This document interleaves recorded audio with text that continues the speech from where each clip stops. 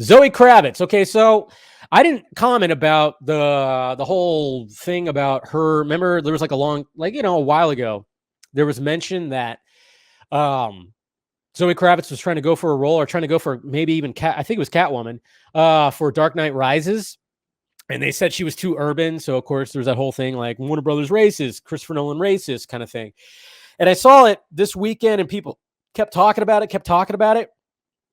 And, I was like, God, why is people talking about a story from like years ago again? But of course, just nowadays we like to recycle shit, especially when it has to do with like, somebody being racist. But thank you, Zoe Kravitz, for clarifying this right here. Zoe Kravitz posted this right here. Okay, let's talk about clickbait bad journalism.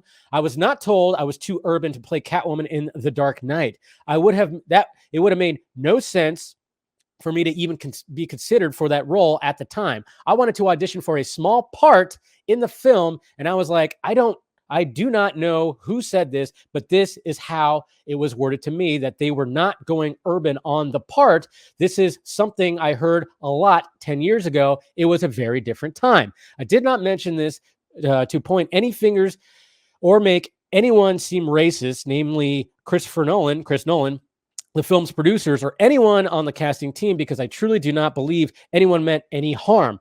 I was simply giving an example of what it was like to be a woman of color in this industry at the time. Again, this was many years ago when words like that were thrown around very casually. And although I'm very glad that we are attempting to evolve, let's all calm down as well as fact check before we write things that are untrue. So thank you.